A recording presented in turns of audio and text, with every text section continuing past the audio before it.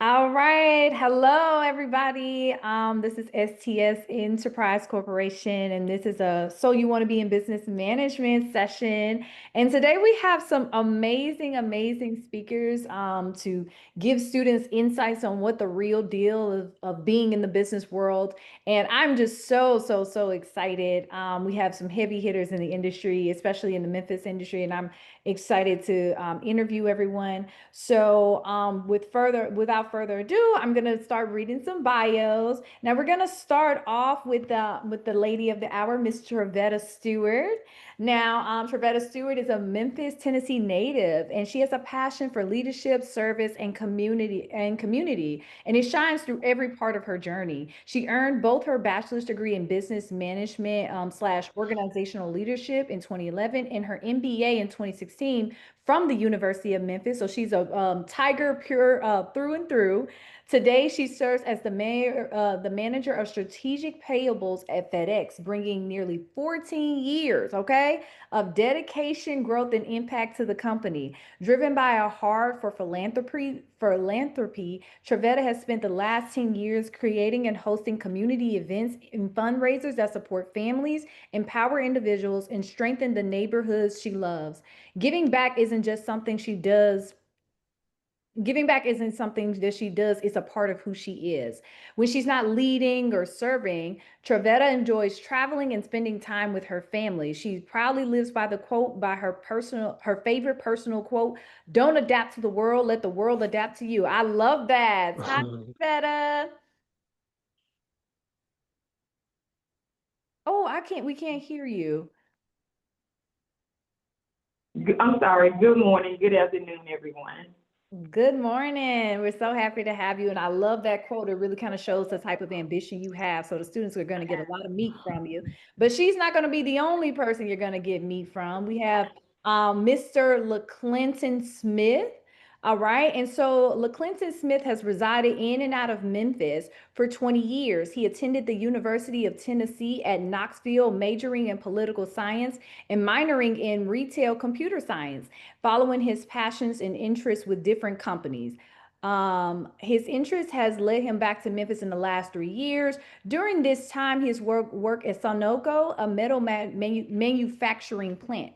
As an operations supervisor, LeClinton has ensured employees work in a safe manner while producing quality products. While leading over 30 plus people on a shift, leadership has been a subject worth studying for LeClinton. During LeClinton's off time, he has participated in the new Memphis A18 Fellowship Program, mentored within the Memphis Grizzly Scholar Program. Um, and LeClinton would define himself as a man of growth, humility, and a man seeking to improve the environment around him. Well, so happy to have you, LeClinton. Hey, how's everyone doing? That's We're probably an old bio, so I'm a manager now, but it's a good bio, so I apologize for that old bio, but thank you. It speaks to me. Oh no, you're definitely downplaying yourself. You have demonstrated yourself as a leader within the community. So this bio is solidified, but I want to hear more about that managerial experience later on. And last, but definitely not least, we have Mr. Herschel James. All right. And so Herschel James was born and raised in Memphis, Tennessee, and he's a proud graduate of Whitehaven High School, class of 2006, my alma mater as well. He earned his bachelor's degree in business administration from Middle Tennessee State University, and later completed his master's in organizational leadership from Grand Canyon University in 2017. His professional journey began at Enterprise Rent-A-Car, where he was promoted 4 times between 2014 and 2019, i.e., this is somebody that gets the job done, okay?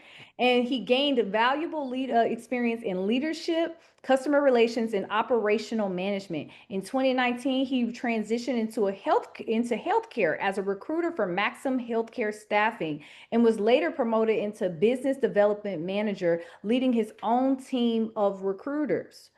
During the pandemic, he broadened his skill set in the technology sector as an account development representative with Alvalara before There it is. returning to his passion for healthcare. Since 2023, he has worked in the mental health space, serving as clinical outreach manager with Charlie Health and currently as business development representative for Delta Specialty Hospital, a community hospital focused on mental health and substance abuse treatment. Beyond his professional work, he is deeply committed to community service, and he is served as a, 1 second, I lost my place. 1 second. He has served as a volunteer coordinator for the African American Male Wellness Agency since 2021, helping provide free healthcare screenings across Memphis. He's also an active member of the Memphis Urban League for Young Professional, and he currently serves as a member of the board. In his free time, he enjoys spending quality time with his son Tyler, his nephew Campbell, and the rest of his family. Oh, and one thing that I did mention, I forgot to mention, I missed over. In the Memphis Urban League for Young Professional, he's the vice president currently. Got to give some respect to his name, okay? All right. So thank you so much, Herschel. So happy to have you. Yeah, thank you, Mia. Happy to be here. Thank you for that warm introduction. I appreciate it. Absolutely. So we have a wide variety of different types of like business experience on this call, and I'm very excited to dig into like all the meat of what y'all have to offer. But before we begin, can you guys give a brief description of what do you kind of do within each of your respective roles so the students can kind of understand where you stand?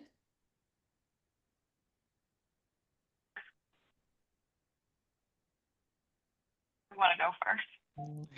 I knew you was looking like it.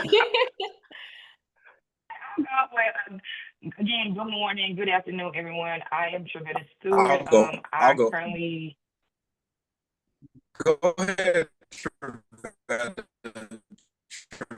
Oh, I'm sorry, LaClinton, we can't really hear you. You're the woman of the hour. Go ahead. Ladies first. Sorry, I was just saying ladies first. That's all I was saying. Can you hear me? Can you guys hear me?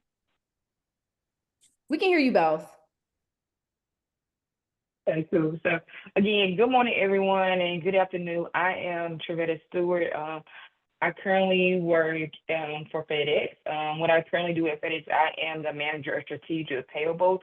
And just in a nutshell, just to break it down in layman's time, I am responsible for leading a team of 10 team members that are responsible for our daily pay cycles, invoicing, employee expenses, anything pretty much related to money. The money comes through my team, so we have to ensure that team members are following policy as it relates to expense reports when they're going to travel for the company or need to do expense charges, excuse me. So we're responsible for auditing those expense reports.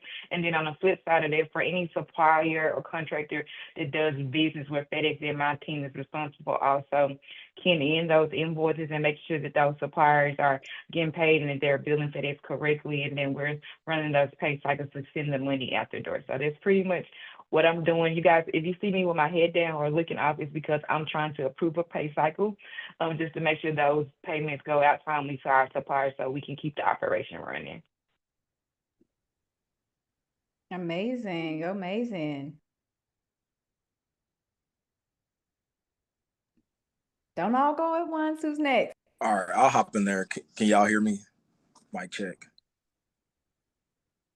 Yes, Yeah, we we can can hear hear you, you. LaClinton. Okay. All right. Yeah, so now I'm a department manager, been with Sunoco for about nine years, I think maybe going on 10 this year. So Sunoco has been around for over 100 years. What we do is this plant is roughly grown to about 200 people. So we produce the bottom and the top of cans. Typically when you're growing up, it's not anything that you think you would want to, dream about doing, right? But very essential. So essential to the business. Like during COVID, we didn't have any shutdown. We worked through. So a lot of our major customers are like Kellogg's, your Pringles cans for like chips, powder infant formula, Similac. You got nieces, nephew, kids, or anything like that. So Abbott, Mead Johnson, major customers like that. Hormel, like your Planters nuts that you peel back that membrane. Crisco, if your grandma still fries pork chops or chicken, Crisco. Refrigerated dough. So Pillsbury, cinnamon rolls, biscuits, off brands. So we make the top and bottom of those cans. So pretty much all, you wouldn't know in Memphis. We're located on President's Island, but you wouldn't know that, we're $100 million plant. So, a lot of volume we move that impacts not only the United States, but really the world, between Mexico and Europe. So operations manager, if you're trying to learn, is really, you're a jack of all trades. When you think about operations manager, you're thinking about ensuring one, safety, that people come home either or leave work better, or just the same as they came in, right? And then you want to produce quality material that your customer is satisfied with, and then also you want to produce your material efficiently. And so, when you think about those things, that's typically what a daily expectations for my role. And then we also support maintenance, obviously HR concerns, hiring, termination, things of that sort. So it's a good way to learn how to run a business. I'm a political science major, a minor retail consumer science, so it's obviously something you could pick up. Um, you know, but it can help out if you have an undergrad in business management or some sort. And sorry, I'm still here, so but that's my brief introduction. So I'm free to for any other questions. Thanks, LaClinton. You just mentioned like, oh, it's just this. It sounds like you do a whole lot. So, kudos to you. All right, Herschel, what about you? Okay, so I work for Delta Specialty Hospital, and I'm one of the business development reps for the business development team. And so essentially, what my team does internally for the hospital, we work to help the other departments. So that leads from anything from feedback from our referral sources, and helping to collaborate to organize community events externally.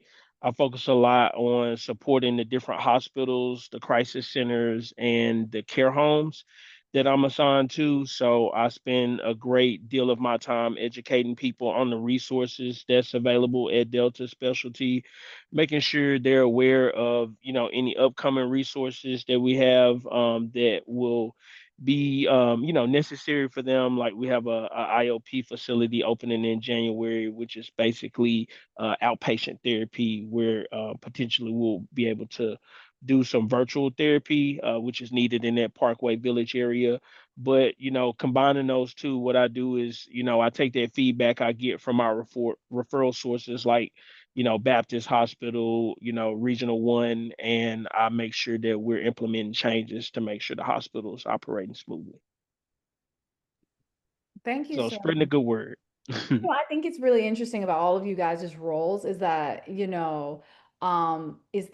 especially for you, Herschel and Trevetta, is that you guys are both in business, but it wouldn't be a side that you would automatically think of, right? Like Trevetta, if I was thinking your role, it's like it sounds like almost HR, but you're handling the business side of it. With Herschel, I mean, there's mental health. You're thinking, oh, therapists and counselors, but there's a whole business that needs to be run with that, right? And so students need to understand that even if the industry isn't like directly finance or directly, has business analysts in it, every business has a business side to it. So you're pretty much, you can work anywhere essentially. So glad to see that diversity.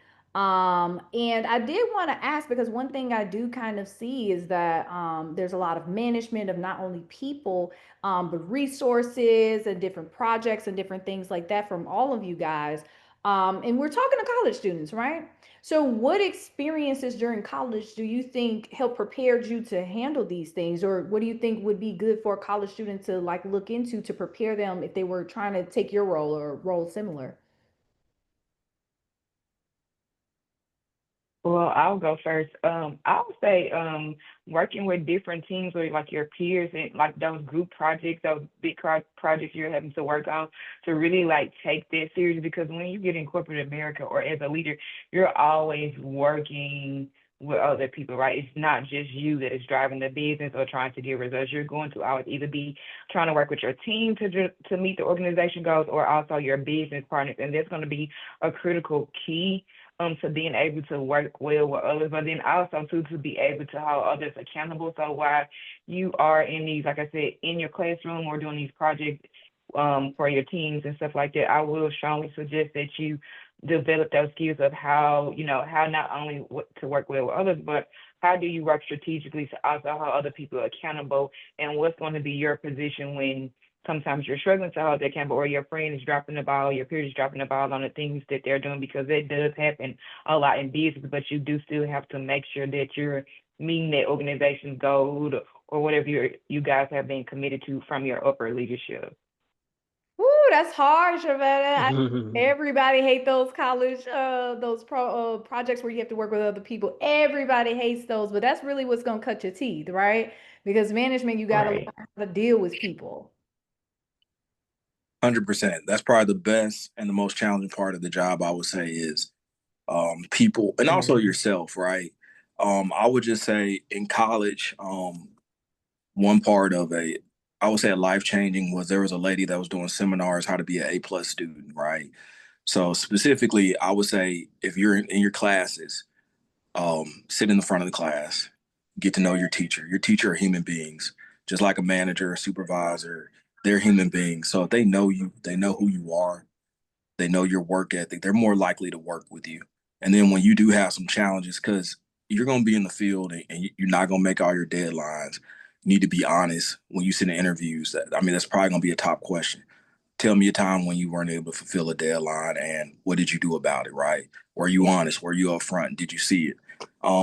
So just in speaking to Javetta, I think learning different people personalities, because the truth is you're gonna have to be honest and tell on people truthfully, especially if you're a manager. You're gonna have to sometimes terminate people, you're gonna have to suspend people, and sometimes they're gonna look like you, and that certain things that's gonna be saying, oh, come on bro, help me out, right? But you gotta say, bro, I got to cover my bills. Now I could look out for you, I could talk to you, I could be respectful, but for me, I need to be honest with you. And then lastly, I would just say is try to get really good internships. Internships that pay pretty well, that will pay for your housing. But once you get in the sophomore year, I would try to get as many internships as possible to see if you think you're really going to like what you're um, trying to obtain. So that would be my advice. Yeah. Ooh, I'm sorry, this panel's coming with the heat already. It usually takes like 20 minutes for it to warm up. Y'all already coming with the Herschel, come on, what's next? So no, I agree 100% with both Trevetta and LeClinton, especially with the group projects. I think a thing to kind of keep in mind with the group projects, specifically in management, is nobody likes them, right? But you end up identifying how to form a team, how to create roles and dynamics, because a lot of times what happens is people who are in our space, 9 times out of 10, you have a type A personality. You're probably going to end up being one of the leaders in the group, right? Assigning people tasks and, just creating specific deadlines. That looks a lot like running a team in a workspace. So, to add to that as well, I do agree with LeClinton to his point about the internships. A little different from me. I'll add, even working part time, in a space that, is aligned with what you're doing. For me specifically, I worked at Kroger for almost 8 years, and I worked there in high school and in college. So, when I got into management, I understood already, how to work with different people who are older than me, a lot older than me, people who are younger than me, people who are stuck in their ways. And so I think, getting that real experience in a job that provides some upward mobility, like Kroger did for me, I was able to have some relief management shifts while I was working in college. So that was very influential in how I went about, just being a business professional in general. That's amazing. And I want to kind of go into that a bit more, plus what Clinton said. Let's talk about the internships, right? And those founding companies that can help you cut your teeth while you're in the beginning of it. What advice do you have for students who may have those positions already or, are looking to gain like an internship or, just a job to help them, like what to look for, how to behave, what things do you wish you did when you were in those positions?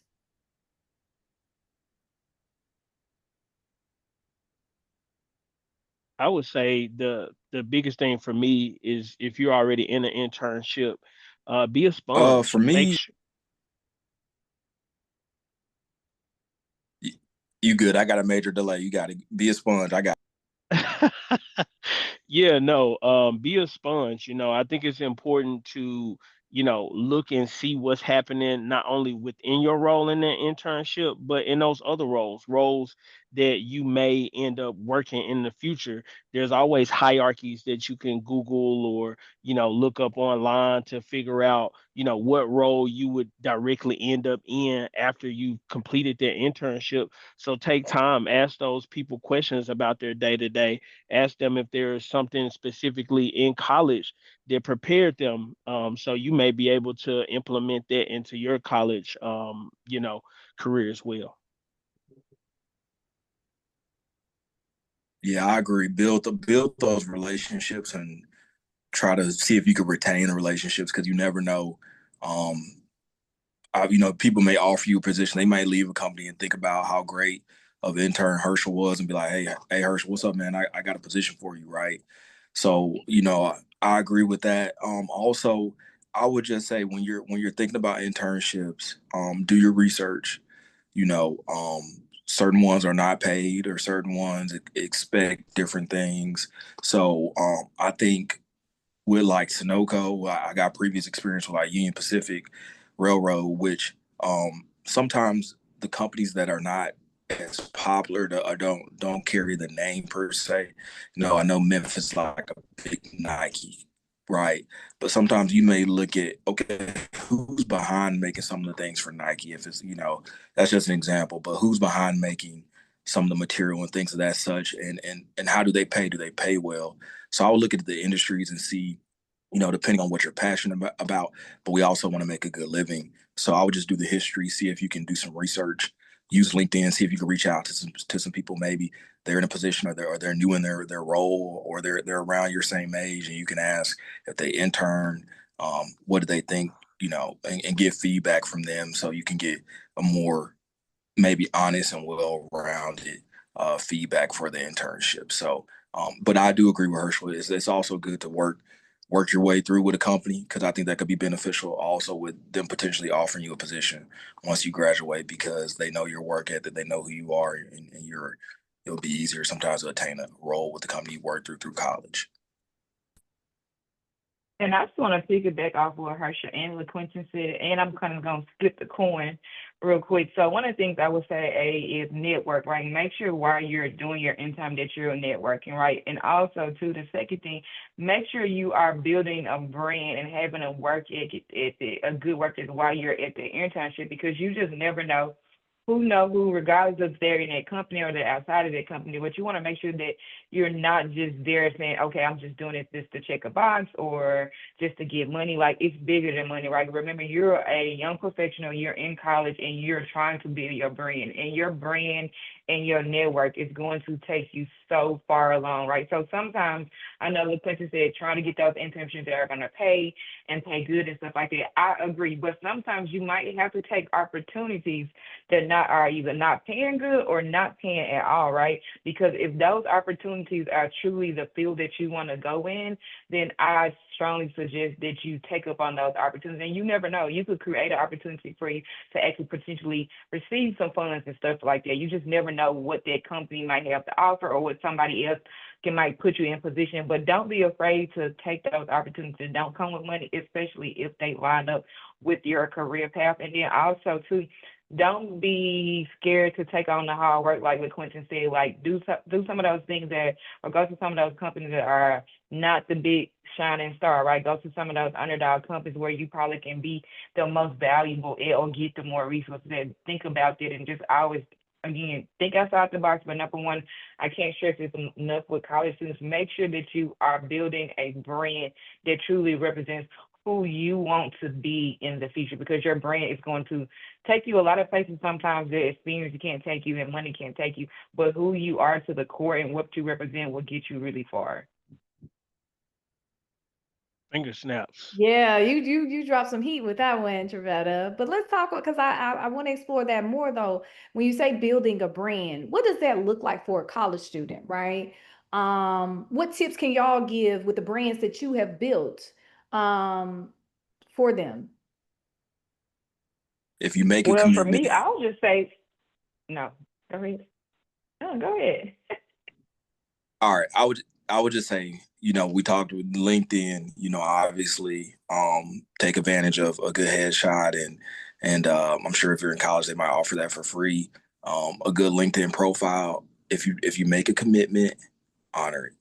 And if something changes, communicate it well. And I would say probably just for the younger generation, pick up the phone, make some calls. In between, talk to people, because sometimes there are some stereotypes with different generations, right? So, as you're building that brand, you're thinking about your LinkedIn, you're thinking about your headshot, you're thinking about how you carry yourself in the workforce and how you speak. I know sometimes people talk about code switching, but you do got to be aware on how, you talk when you talk with a friend and when you're talking to your manager and when you're talking to a peer. Um, even as an intern, you want to be friendly, but you also want to be aware of the culture that you're working in. And so, I would be aware of that always. Try to present your attire well. You know what I mean, as much as possible. Iron your clothes. Come in smelling straight. You know what I mean. Just some of those simple things that I think you could stand out just by your presentation, how you talk around people, your commitments, and your LinkedIn profile to me. Yeah, and I'll pick it back off exactly what LaQuinton just said. It's your presentation. How do you look on your executive presence is number one a part of your brand. I'm going to home on this a lot because the world has changed so much, and honestly, corporate America has even changed so much. So we do now have those flex work days and things in that nature where you don't have to always show up so, in the suit and tie or, a dress or a scary life for young ladies. But I want to say that your brand and how you carry yourself is so important because before you get to introduce yourself, people see you coming, right? So they pay attention to what you have on, how you're walking, how you're interacting with others. Like, how do you interact with your peers or your teachers or professors, whoever? Like, how are you doing it? Like, that is so important. How you look, how you walk, how you speak, and how you treat others, right? Those are really key 3 or 4 things to create a really successful brand. But then besides it, again, I'll home on it back to like holding yourself accountable, right? Going outside of your box, making sure that, to what LaQuinta said, like if you commit to something, make sure that you keep your word, right? And if you can't keep your word, be able to professionally communicate, hey, I apologize, this came up. Unfortunately, I'm not going to be able to attend this. Can we rain check for this? Or what else can I do to try to make sure that I stay committed to the things that you and that person particularly might have agreed on? But again, your brand is your brand is your network, right? That is your key. That is your network. That is something that someone can't take from you. College can't teach you your brand. Internships can teach your brand, but you have to make a decision for yourself. Like, what do I want my brand to look like? And what does my brand look like for me? What do other people say about me? And honestly, ask some of your peers or people. Honestly, ask somebody that you really don't have the best relationship with, and say, like, when you see me or you hear about me, what do you think of me? Just so you can get some of that critical feedback and be able to improve yourself in some of those blind spots, right? Because of course we're gonna have friends, peers, or even family members that are gonna tell us like, okay, you good, I don't see anything wrong, stuff like that. But then when you're in class or even when you get on a job, you have people, you might not get the best performance review or the best grade or the team grade. And like you really sometimes it's hard for us to see our own blind spots, right? So just asking those critical questions to people that probably you wouldn't normally ask questions to say, what does my brand look like to you? What does that represent, right? And then the last but most important thing to my college students, watch your social media. Watch your social media. Watch it. Not just LinkedIn. It's not about LinkedIn just having a professional headshot and stuff like that. That's number one, right? Is you're building your professional network.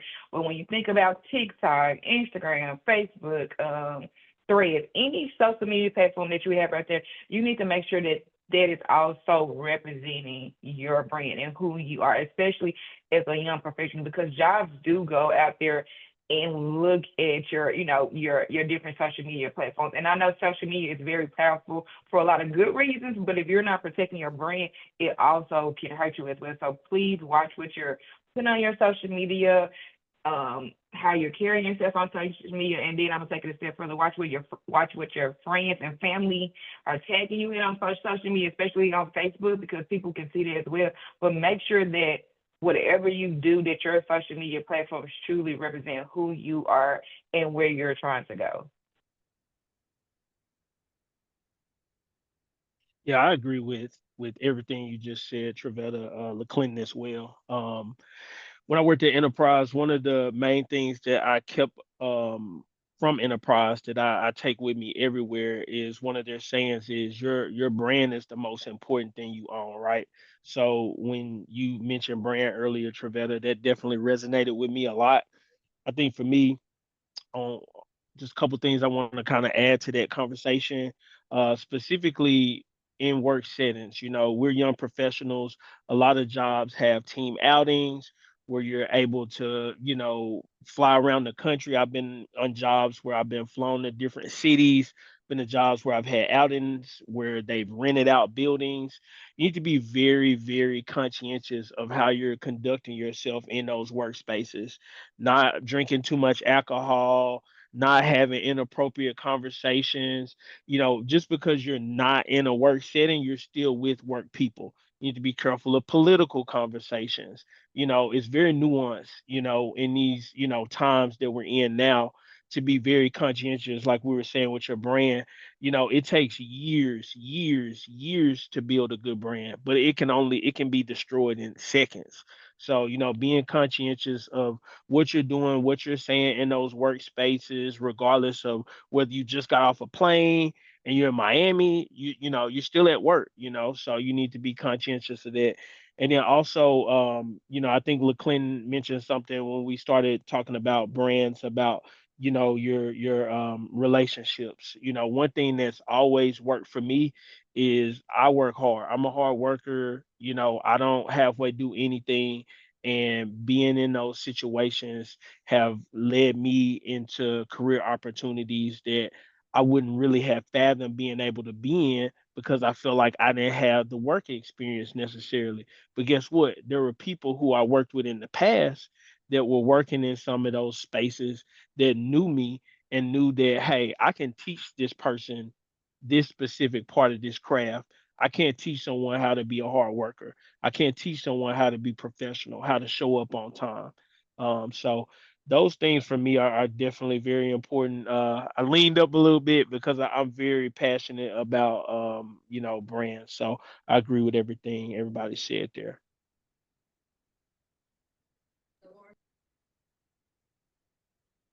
Okay, sorry about that. But that was amazing answers, and I want to explore more into something that, you all like kind of mentioned, right? Herschel, you were talking about so much about the behavior, how you carry yourself, what you say. With Clinton, how you dress, how you carry, just overall like the appearance, and Trevetta, just overall the impression that you're leaving with other people. And one of the things that it all kind of encompasses, and something that Trevetta did say was executive presence. And I did want to like kind of go into that. As people, all of you guys have been promoted, right? Into managerial and higher positions.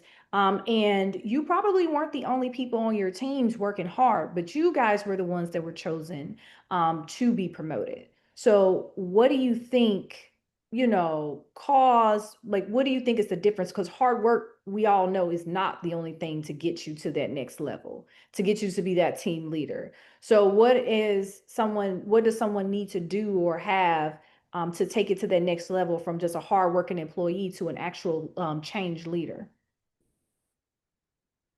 I think for I'll me, say again, no. Go ahead. no, ladies first, ladies first. Yeah, yeah, don't do this today. Don't do this, okay? But I'll go. I'll go ahead. I appreciate it. I'll say for me. Honestly, I think it was my brand, my executive presence that really got me those leadership roles. I can be honest and say that I've been in leadership. It said it's like 6 years. I started at an entry level position, but at the time, I was really going for my next like an analyst or senior analyst role because I was an analyst and it was my peer, somebody that was at the same level of me that said, hey, there's some management jobs coming open or that are open out there on the job board in another area, in the old area that I used to work in. Like, I think you would be a good leader. And mind you, this was not somebody that was in leadership, but one of my peers because she said she felt like I really led the team, that I've helped her in the past that others like prepare for interviews when they were trying to get to the level that I was at the time because they were a level before me, I mean below me. But it was them, it was one of my peers. They're saying, hey, it's a job out there. You should apply for it. Like I think you can be a good manager. And that for me like said a lot because again, it wasn't somebody in leadership saying, hey, go apply for a job, but it was somebody that I worked with day to day that had, a similar job title to me and we did a lot of the same thing, but she saw a lot of potential in me. So I took that opportunity to actually apply for a job, right? And I can be honest and say I didn't get my first management job that I applied for, right? There were candidates that were better than me, or I'm not gonna say even better than me, but just probably that particular leader saw something different, I had a different skill set. But I didn't give up. I can say that I did 4 interviews before I finally got my first manager job. But I kept going, right? But my executive presence allowed me to land that fourth job because the hiring manager was on like my second panel of one of the management interviews I went to, and then another opportunity just to have to come available. Like this manager was going to have a spot available too, and because how well he knew my work ethic, seeing how well I actually interviewed in the in prior interviews that he was just sitting on the panel to support that hiring manager at the time, like is what truly landed me the job. And then the last thing I'll say is just being prepared.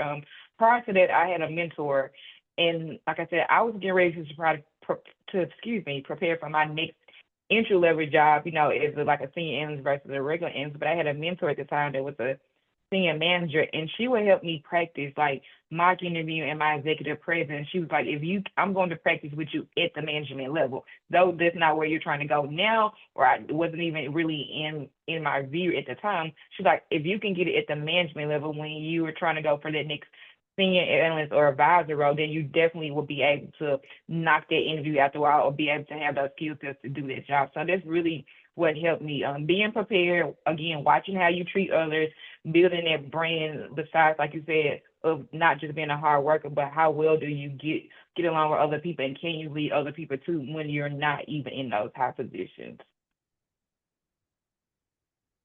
Yeah, I agree with that, Trevetta. Similar to you, I most of my experience with promotions have had a lot to do with my individual performance, but it's had a lot more to do with how I was able to lead other people. One of the things that I'm very proud of is the way I was able to impact the jobs that I'm no longer at. At Enterprise, one of the things that I learned very quickly is, you can't do that job alone, and it's one of those situations where it requires a lot of teamwork, a lot of trust. And so I put a lot of time into preparing my people that were under me the way I was prepared, and also a little differently than I was prepared, because sometimes you have situations where people are leading you and you feel like they could be doing things differently. So I implemented that, and I ended up leaving a tree behind of people who are still working at enterprise, and who are having impacts. They're change leaders. So I think it's important to not only bring yourself along, but to be able to, especially if you're in a situation where you're thriving in your role, look around to the person to your left and to your right, because you never know, you may be in a situation where you're that person's manager. That's happened to me, and I can tell you it's a lot easier for that person to have that buy-in with you when you've been working alongside them, because they know what to expect from you as a manager. So for me, definitely being in a situation where not only impacting your individual performance, but making sure the people, alongside you are, performing and flourishing as well. I definitely love what y'all talked about because when we talk about networking, it's always like networking up. No one really ever talks about networking laterally. But quite a bit of the time, that is where the promotions come from. Those like, buy-ins, it's those, peers or those people who used to be in the position that you were in and they, got a promotion or something like that. So that's definitely something to keep in mind when we're networking. We're not just networking with the CEO and the CFO, we're networking with everybody that could be on our team, which goes into that brand piece, right? Everywhere you go, your brand is there. So in every interaction in a work sense, carry yourself like these people might influence my life in some way or shape or form. And thank y'all so much for that line of thinking. But I think I want to kind of go more into a bit more like let's get more into the business side of things, right?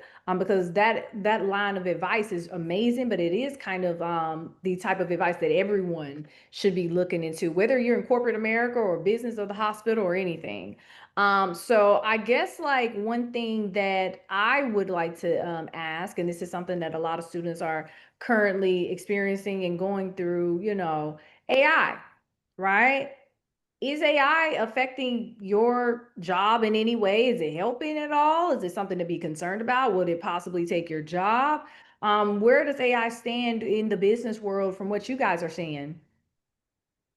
So I'm more in the marketing space, and AI definitely has the potential take more roles. It's already, taking roles.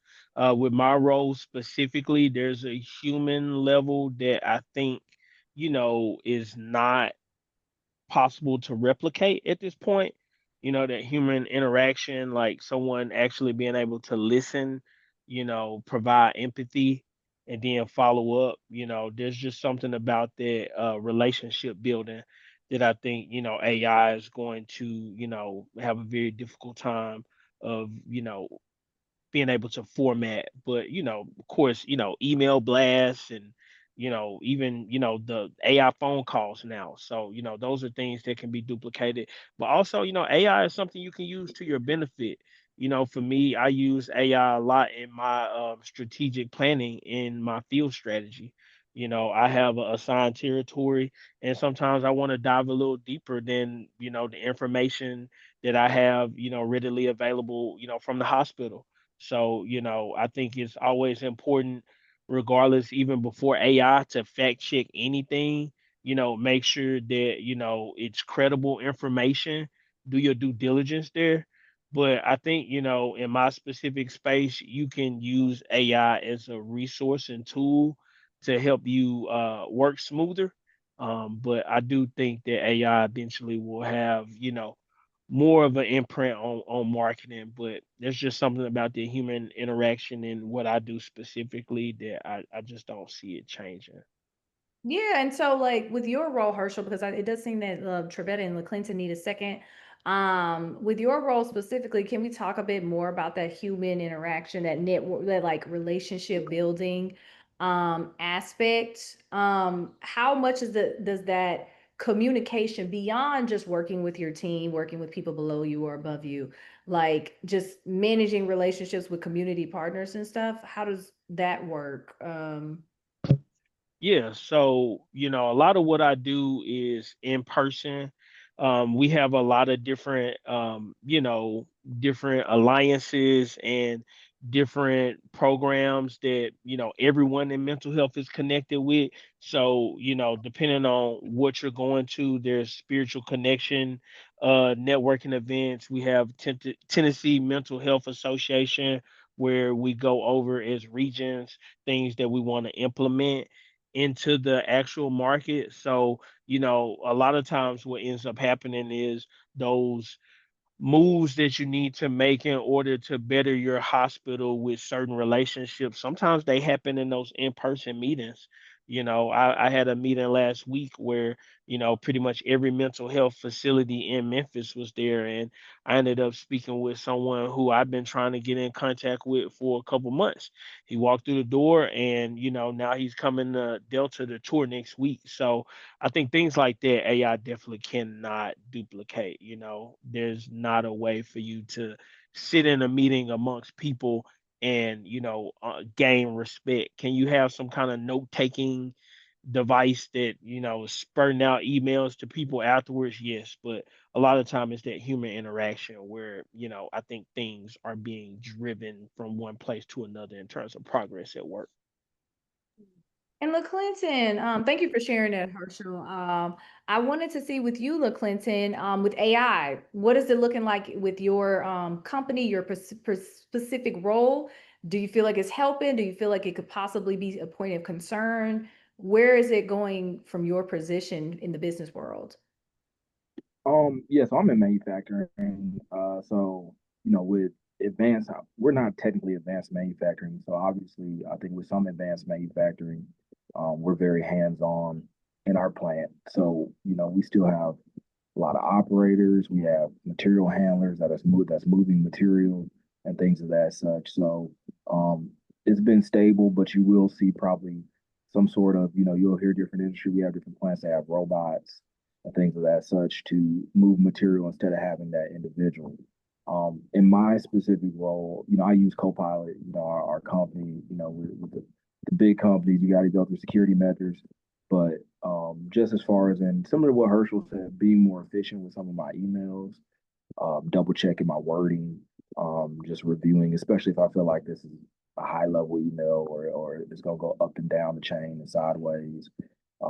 It'll organize my thoughts a little bit better.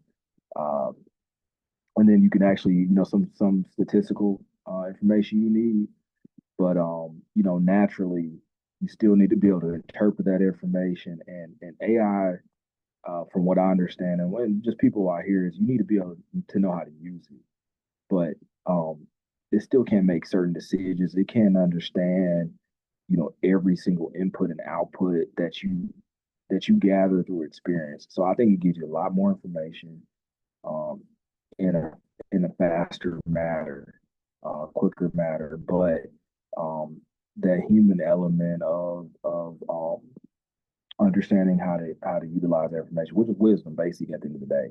But I would definitely figure out a way to use it. Use it for your emails, your communication. It can help you get your thoughts together, and then make sure you read over it again because sometimes it's taking some information I put in there, and I sent it out, and I'm like, that's not what I was trying to communicate, right? It sounded good, but it's not what it wasn't the intent of my communication. So I mean, I think AI is here. You need to be on it. You need to utilize it. You need to experiment with it.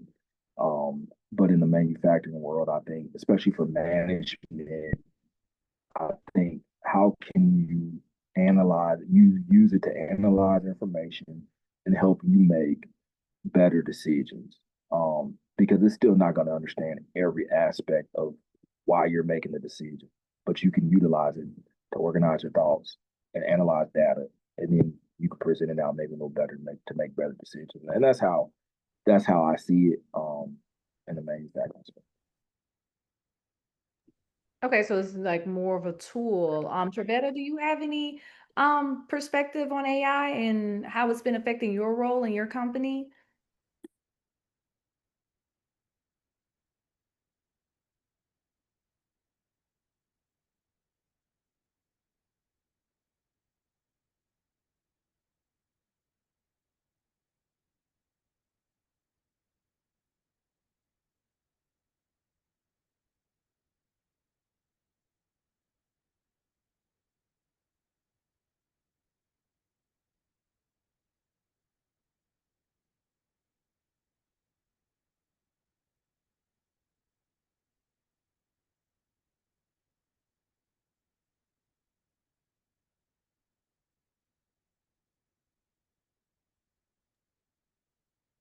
I think we got you muted. If you Oh, were my just bad. okay. LaClinton, are All you right. available for another question real quick? Um, oh, we got her.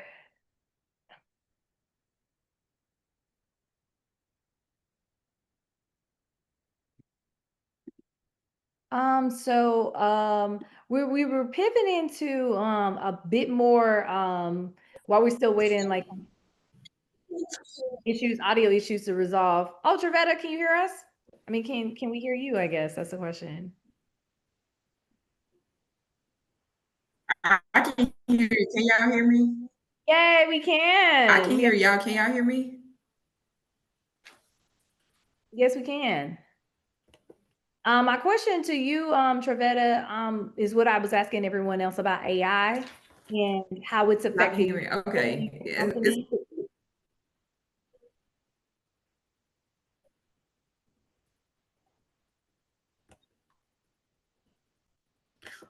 well, it's just not necessarily affect my direct job just because it does pay cycles and keying invoices and stuff like that. So that has not actually affected my day-to-day job. After we do have some within the company, of course, FedEx is definitely utilizing AI in certain spaces. Like for example, we have something called Sidekick, and Sidekick, if it is something similar to like a like chat GPT. So like if I'm trying to gather my thoughts or just don't have the correct words to say or want to soften tone in an email, I can utilize Sidekick, which is like our AI chat GPT tool that would allow me to clean up some of that communication that I'm trying to send out, or also just like I said, just to better organize my thoughts if I have a lot of thoughts that I need to say and effectively communicate to my team.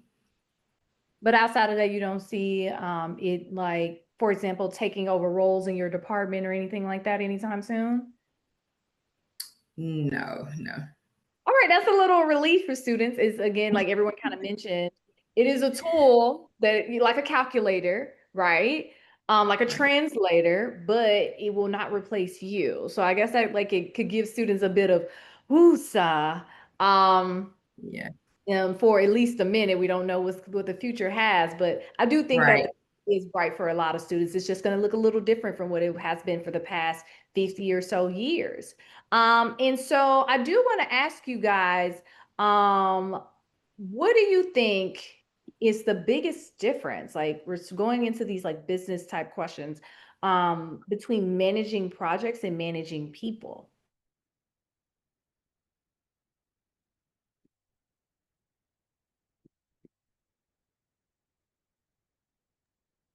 Yeah, that's a good question. I would say the difference between managing projects and people. Mhm. Um, I think typically, I I would say that there are some similarities, but the difference is with people is, for projects, you could probably be a little bit more process oriented. Um, so you can use more structure for the process. Now, people and process, they both need structure. But when you manage people, and especially being a younger leader, because I've been a supervisor probably since or manager 25 or so, right? And so I think Trevetta spoke to managing and leading people that are older than you, your parents' age, your grandparents' age, and being respectful, but still having high expectations. And that's what makes you that leader is, knowing how to communicate to them. I think understanding the people aspect is what's going on. So, when I see Trevetta is having something, a bad day, and she snaps at me, or Herschel says something out of pocket that's normally not him, um, I think you have to have a lot of emotional fortitude, especially as a young leader, because you're going to be tried and you're going to be tested.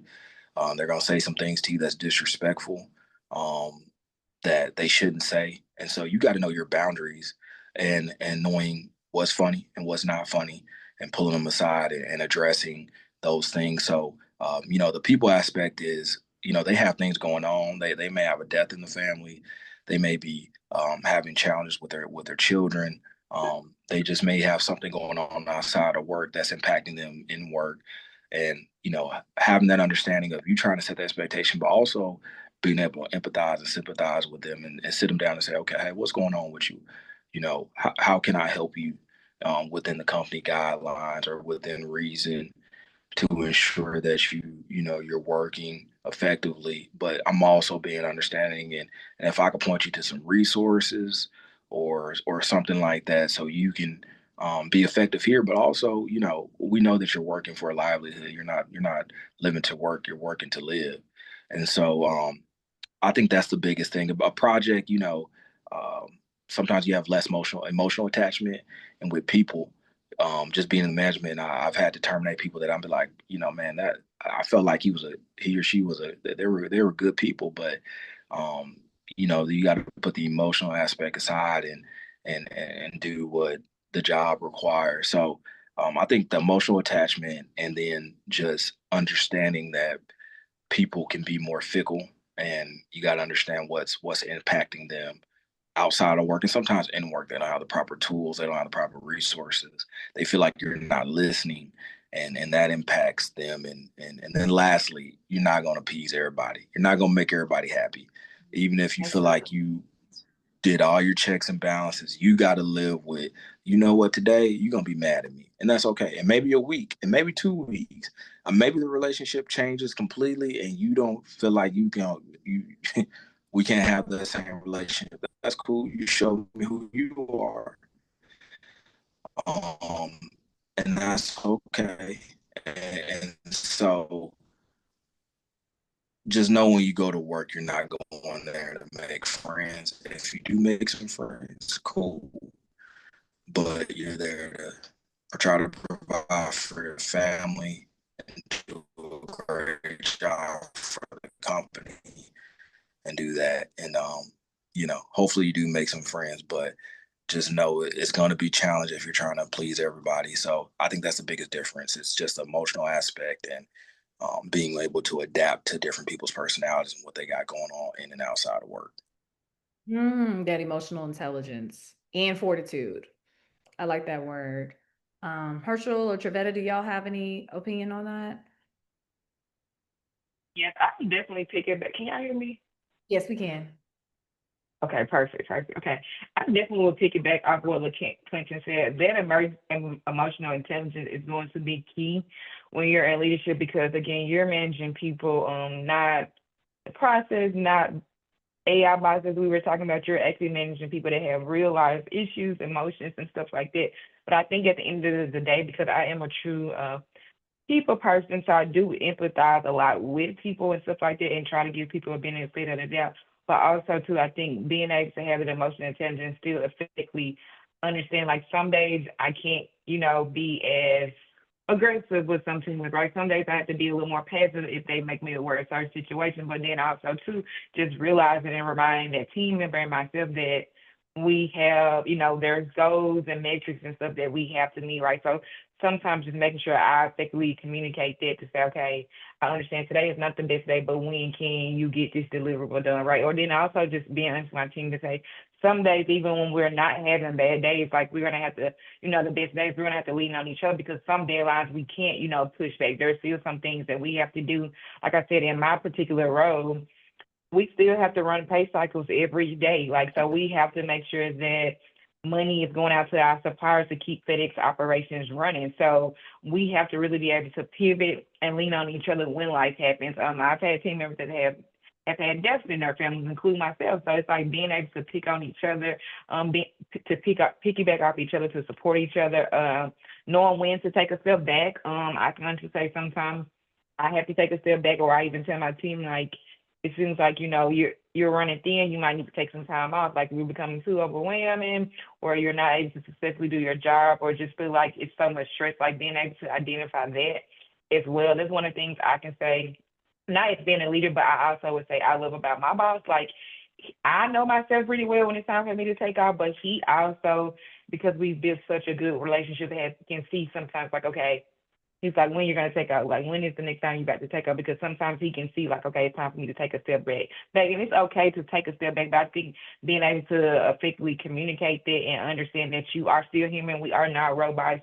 We do have to sometimes truly take a step back and understanding that, like, that is key, right? But then understanding, like, let's come back as our whole self. And even when we're not our whole self, be able to effectively communicate while we're not our whole self, and then prioritize what we need to get done that day or for that week. That are some of those goals that we have to, like I said, we just have to do. Like I know that we have to run a pay cycle every day, right? So I have to make sure that I have team members in place to be able to do that. Or even when I'm not at work or like in meetings now, like then I still have my boss to say, hey, can you cover this for me while I take care of this, or while I'm going to be out of the office, make sure that my workload is still getting taken care of. Okay, it seems like there's so many more layers when it comes to like dealing with people and the project processes. There's a lot of layers. you never know what you get, right? So I could say for me and being a leader and being a young leader and a woman leader, it's different, right? And I just want to say it's real different. So again, being able to know when to take a step back, being able to know when to show some team member to grace. And then honestly understanding like you have to coach and lead each team member differently. Even though you're a part of a team and you guys are trying to meet the same goal or very similar goals, depending on the function or that particular employee's role, you still really, you truly are coaching each team member differently. No team member is the same, right? And as a leader, you have to be able to truly identify. Like some team members like public praise, some of them like private praise, some of them just like quality time, coaching one on ones and having conversation, and someone just to listen here. Those are it's a lot of different layers when it comes to management. Like I said, and it's nothing like a project. With a project, you can set a deadline and you can say, I need this project done, or a computer you can program and say, I need you to do this. You people are not computers, right? That's just what it is. And I know we just got to talking about AI, but as a leader, I am going to make sure that I understand and remember that people are not computers. You cannot program people, right? And you have to really sometimes lead with empathy and build those relationships so you can get the work done. Because when you're in leadership, it's not just you doing the work. You're truly leading a team to be able to do that work. And if your team is not doing good or not in their best state for a lot of different reasons, then it's like you have to really sit back and think, how do I get them there? Because they are part of the mission, they are part of the work, and I'm not successful if my team is not successful because I just can't do all the work by myself. Hmm. Yeah, I agree with that wholeheartedly. I think, when it comes to projects, you said it best. That's more of the organizational structure, handling deadlines, managing tasks, managing the resources that are available to you. It's way more nuanced with managing people. For me, I think, what I would tell any student when you are either in a situation where you're, looking into a job or you're already there, the organizational culture of the job you're at is so important, because, whether you are in an entry role or you're the leader yourself, a lot of that culture comes from the top down. So, you can Hmm. be the most positive person in the world, but if the culture of the, whatever organization it is you're working for, if it doesn't align, then eventually that's going to either seep into you or seep into them. It's much more likely for that negative, energy to be contagious to you as opposed to you being that one shining light in a place that's dimly lit. So I think definitely focusing on making sure you're adding good value to the culture, especially when you're in a situation where you are a leader. you know like to LaClinton's point, you don't come to work necessarily to make friends, but sometimes you see your coworkers more than you see your family. So you do want to be in a situation where you all at least have a good rapport with one another. And a lot of times that really just takes, like Trevetta was saying, building those relationships, taking time to understand people, whether they be, the people that work alongside you or, the people who you are reporting to. That is amazing. And there's just, oh my God, y'all, there's so much layers, so many layers to, that leadership aspect. But I wanted to ask you guys, since as people who have climbed the ladder and kind of managed to people do that coaching and different things like that, um, how can students identify whether they're better suited for like the operations strategy or the people management side? I think one of the main things that's important in something like that is self evaluation. So, you can do tests.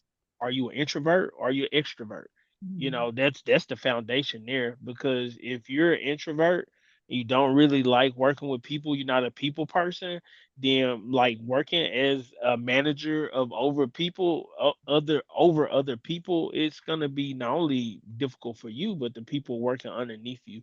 So, if you're more of a big picture person, macro person, you like understanding how different cogs make other cogs move, I think that's a good way to understand whether, you're probably in that lane where you need to be more on a strategic level.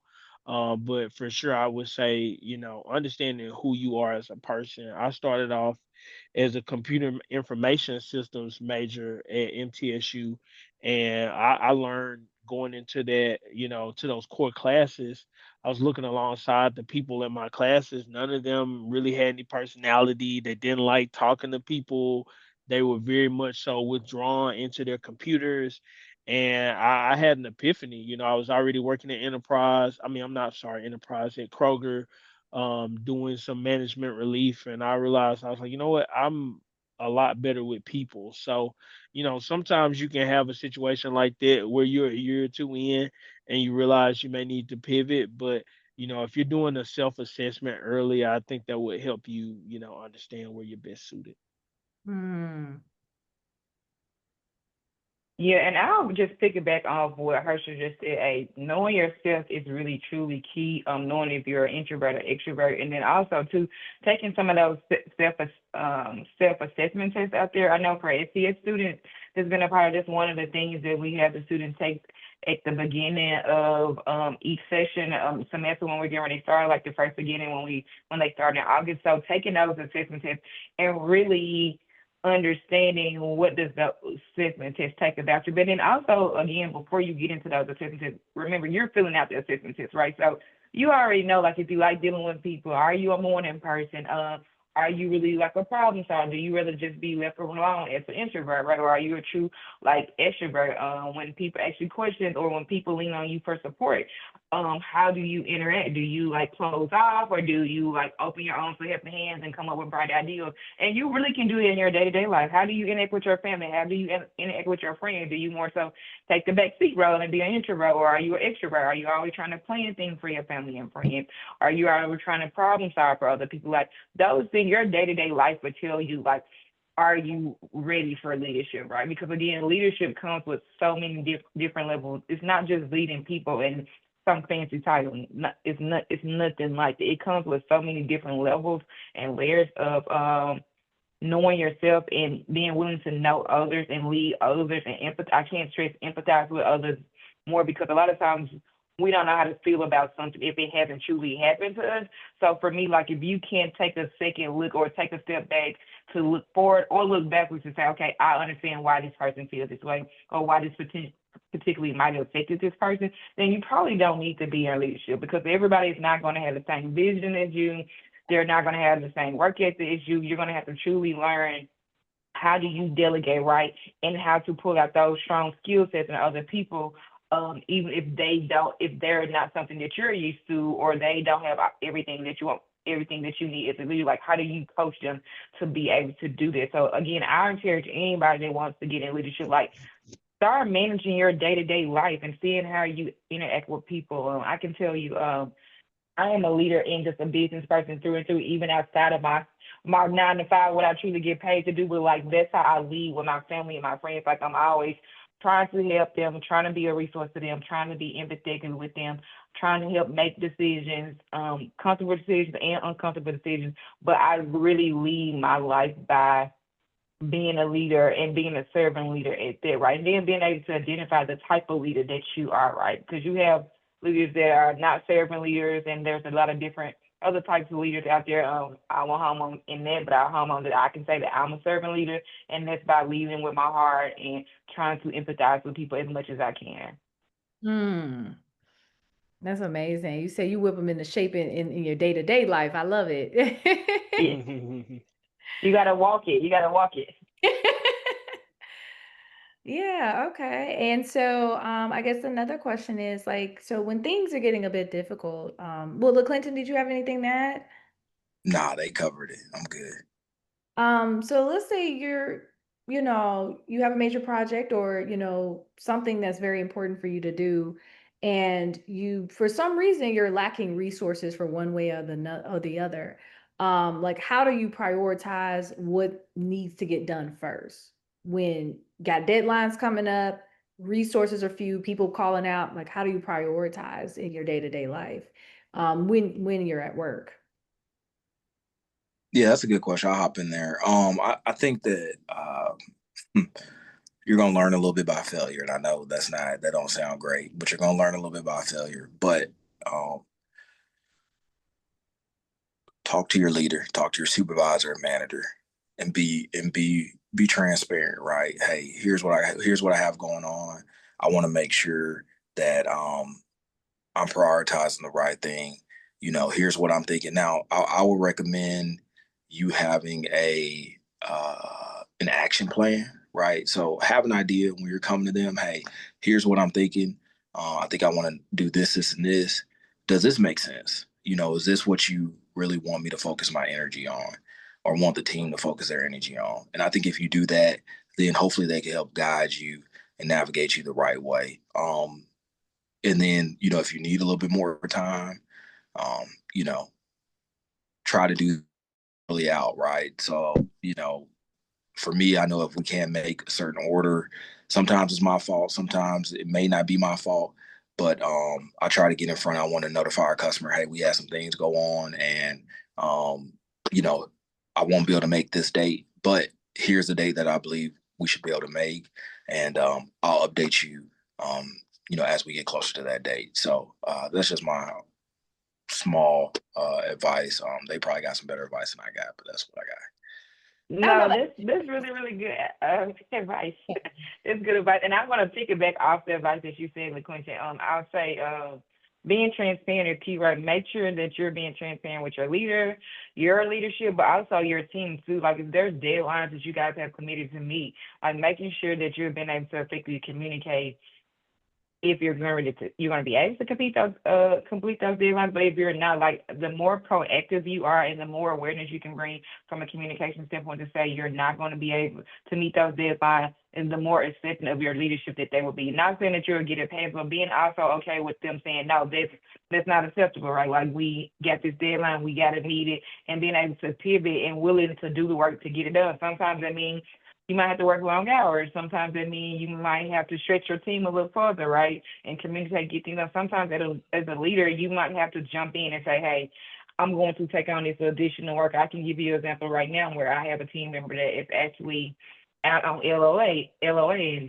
that's leave of excellence. So right now, because my team is already, or I feel like my team is already overwhelmed with other project deadlines and things that they're having to do because we're preparing for a system update. As a leader, I decided to, instead of put that additional work on my team to complete this testing for the team member that's out, I decided to take that. So what that means, it means I'm adding some additional onto my plate because I already see where my team members are being, overwhelmed and stuff like that. But then also being proactive with my leadership to say, hey, I have this team member that is going to be out for this period of time. I'm going to step in and do this, or potentially there might be some small delays in some of the things that we have to accomplish or some of the testing that we need to do, but going ahead and being, like I said, proactive to communicate this is what's truly going on, and this is how I plan to pivot to still try to make sure that we meet those goals. But if challenges come up, then I'll make you aware. And I can give you another example of today. Like my work laptop crashed, so I am working on my personal laptop. I have so much work to do, and I need to go into the office, but I had to let my team and my leadership know, like my work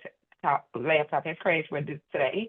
I have a lot of things I need to do. So when I get off the car, I'm going to run to the office to see if IT can fix my laptop. But I had one of the testing people, like I said, we're working on projects right now. She reached out to me like, hey, Trevetta, are you going to be able to finish the testing today? And I'm like, I don't know. Like I had to just be able to say, hey, I'm not for sure because my laptop had crashed, but I'm going to go try to get it fixed and I'll let you know. But being able to be honest, instead of me saying like, yes, I will get it done today. Like, no, I'm gonna just be honest because it's gonna be the half a day is gonna be gone. I don't know how long IT is gonna take to fix my laptop, and then some of that testing cannot actually be done from my work phone. But being able to be, like I said, transparent to what LaQuinton said, being okay with failure and taking accountability is a big part of being able to prioritize things and say, hey, I dropped the ball or I could have been more proactive, but taking that accountability also would take you a long way versus saying, oh, it's me or all these things happening. Like I could easily say today, like, yeah, I can't join. I need to go take care of work stuff, right? But I wanted to be committed because I agreed to be a part of this panel and just understanding that whatever happens after this, it might take me a little longer to work or I might have to work a little later on a Friday today. But just being able to take that accountability and holding yourself accountable for things that you are committed to. And we love that you took your time to, come speak with us because you're dropping gems today. I love it. Thank Yes. you. Herschel, do you have anything to add to that? Uh, well, I think they, hit the nail on the head, both of them. But I think what I'll add, definitely agree with accountability being very important when you're in situations where, you have limited resources and, you need to communicate expectations to not only clients, but internally to your team, whether that be, leadership or the people that report directly underneath you. I think I'll add to that is just being a good steward of the resources that you do have. How do Mm. the resources that you have right now align with the mission, vision, and purpose of what it is you're planning on doing? I can't tell you how many times when I worked at Enterprise that I would start a day with 30 reservations and I got 5 to 10 cars. And Yeah. so one of the things I would do is I would look at what I have. I have 3 minivans here. I don't have any minivan reservations, but I see the branch next to me has 4 of them. So can I trade these 3 vans for 8 cars or 10? I'm gonna try to get as many as I can. So I think just, being in a situation where you just kind of trying to think outside of the box and leverage those resources to potentially get you more resources. But to Trevetta and LeClin's point, if you can't, make sure you are being accountable and communicating that, because one thing that's gonna always have people want to work with you is honesty and transparency. But if passing the buck, not being transparent, or throwing other people underneath the bus, they can have more ramifications internally and with the people that you're working with. Thank y'all so much. Like these were some amazing, amazing answers. And overall, just, take accountability, stand on your word. Sometimes you might have to, move things around, but work with what you got, but operate with integrity and you'll get through because it's not even a measure. A part of life you're gonna fail, part of life you're gonna drop some balls. How do you handle when you drop the ball, right? How do you communicate? And that's just, part of operating in corporate America or whatever sector of life, honestly. So at this point, we have 2 more things that we're going to do. I'm going to do a rapid fire session with you guys, just so the students can, get a little more of your personality and see that y'all are not these like, untouchable professionals. Y'all are normal people and super approachable, right? So make your answers short, and it's just going to be a quick little lightning round. And I have 4 questions for y'all. First of all, if you could have one management superpower, what would it be? I think for me, the ability to be able to read minds. Um, Mm. I think it's important to kind of understand how people are feeling. And sometimes, I'm unfortunately the person who's going to shake the tree and, have those uncomfortable conversations. But sometimes people may have things that they're thinking and they don't feel like it. They, openly want to express. So definitely that one for me. Okay. I would say probably the ability to like just bring my team in my personal life. Not because like I overly like to share, but I think people truly really connect with you when they kind of get to know you personally, and not always having to like truly just wear that like that leadership head all the time. Like, but being able to be a little more transparent in some spaces that I'm, just not allowed to be just from a corporate America perspective, but just really being able to give that transparency or share more about personal life or challenges and stuff like that to help build those stronger relationships with my team. I would definitely say that is a superpower in corporate America without revealing too much. That is a superpower. Okay, LeClinton, do you have anything to add? Yeah, sorry I had to hop in my vehicle. Yeah. Yeah, that's tough. Probably all knowing. That probably would be hurtful too, but yeah, I agree. Like to be all knowing or something similar like that. All knowing. Okay, okay. So my second question to you guys, what is your go-to coffee order or ritual before the next big meeting? Cold brew, cold brew. Mm, I like my coffee black, no okay. cream, no sugar. Now every once in a while I will do like Starbucks. They got the Okay, nice shake strong espresso. coffee. Yeah, yeah. sugar, no cream, save my calories for banana pudding and stuff like Okay. So I'm not a coffee girl. I am a tea girl. As you guys can see, I've been sipping on my tea throughout the car. But if I could get me some tea and something sweet like a good donut or something, they kind of help me throughout the day to keep it moving. But what type of tea? We were green tea, oolong. Mint tea, green tea, or peppermint tea. Okay. Okay. Herschel? So that's interesting. I'm normally on the island by myself, but Trevetta's over here with me. I'm a tea person. This is a coffee mug, but this is hibiscus tea. That's my go-to. I recently just started drinking ashwagandha tea. I like green tea. You know, Earl tea. Was it Earl Grey? I like Earl Grey. So, but hibiscus is my go-to. Okay, that's interesting. Okay, so you can only pick one to keep forever. Email, meetings, or Excel. Which one stays?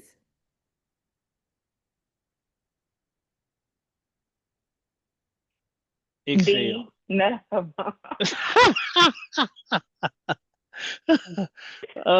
Excel. Excel. If I had to choose Excel. one, I'd rather deal with those formulas.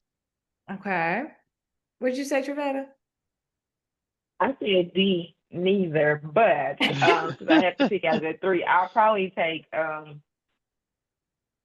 emails. Just yeah. Okay, quick, simple. LaClinton? that. I agree. Email. Email. Email. Okay, y'all saying that because you can chat GPT and email. I see y'all. Okay, and the last one, what's one word your team would use to describe your leadership style? Ooh. Um, Let me think about that one. All right, LaClinton, Herschel, what would y'all's team say? I'd say passionate for me. Passionate. Okay. It can be taken however you want to take it, but Yeah. passionate for sure. That's what I'm gonna say. That's what I'm gonna take that. I'm gonna use that passive aggressive sometimes. So I'll take yeah.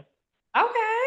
We acknowledge our greatness and our faults. We get it. It's cool. We acknowledge all sides. I like to get things done, so the aggressive side can kick out sometimes because I'm like, why have we get things done? So yeah, All but right. definitely more passive than aggressive. So All right, LaClinton. Wow, that's a tough one. Oh, adaptive, I guess. I don't know. I mean, go with adaptive, adapter, something like that. Okay. Yeah, you're gonna make it do what it do regardless of the situation. I love to hear that. All right, y'all. And no, so that was a really fun round. It's great hearing about y'all, all y'all little quirks and stuff like that. And I just have one final question, and this is the most important question that students always want to know. Are there jobs? When they graduate, is there somewhere for them to go in your field? I would say yes. Actually, we have an emerging leader program Okay. that I can share with somebody. But I think I know they're in different fields. I think it's engineering, some in sales, um, something operational. But uh, with the industry that I'm in, at least on the field side, you need to be open to move. And so long if you're really relocatable, um, you have more opportunity sometimes. So I can share that link in the email where they're at, but there are several for what they call emerging leaders, so recent college graduates. Oh, we appreciate that. You're giving us like direct jobs. We appreciate that. All right, Herschel and Trevetta, what do y'all think? Are there roles in your field for them to go to? I would say not in my particular role at the moment, but FedEx is always hiring. They can go out on the FedEx.com website to look at jobs. And I do know right now for students, this is the time to apply for internships. At FedEx, I know they have some of those out there out there on the job site. So looking for those because they normally try to secure or put those applicants out there, applications out there right around this time. So definitely look out there for that. But again, there's always opportunities at FedEx. And to the Clinton's point, even if they're not in Memphis, FedEx is worldwide, not just in the U.S., but internationally as well. So if you were thinking about you might want to go stay across overseas, look at those opportunities as well. But FedEx is such a big company. I'm pretty sure you can find you a job here, even if it's not in my direct field, but there's always opportunities at FedEx. Okay. So for my specific role at Delta, we actually will be hiring someone either Q1 or Q2 of next year. And our sister location, Crestwinds, another behavioral health hospital, they actually just had a job fair this week. And in terms of, similar to Trevetta with FedEx and LaClinton at Sunoco, Delta is owned by Acadia Healthcare. Acadia Healthcare has over 225 facilities, mental health specifically focused in the US. So there are roles available, and there are business development roles available in Memphis. I would say just getting that experience, whether it be an internship or working somewhere where you can, promote into a business development role would be the most important thing if that's the specific space you're trying to get into. Awesome. Thank y'all so much. So not only did they mention, our great speakers mention specifically their companies, which are hiring and looking for people in different departments, but also just the field itself. Every single business has a business side. So there's a lot of room and opportunity, and AI is not going to take it all. So there's so much. So do not fear. There's a lot of opportunity. And quick question, are we good? Are you guys okay with the students possibly adding you guys on LinkedIn at all? Yeah, Yeah. absolutely. Absolutely. So we're going to send you guys a document with everything that we've talked about, the great links and everything, and the speaker's LinkedIn network. We talked about it the whole call. So be sure to network, be sure to reach out. These are literally like books of knowledge right here, these individuals, and they're willing to give their time and their energy. So please use that resource. Thank you so much, my lovely speakers. I had such a ball with this call today. And I hope that you guys have a good day, and I hope the students enjoyed the call as well. Thank y'all and have a good day, okay? Thank you so All right, much. thank you. Appreciate you. Bye. Bye bye.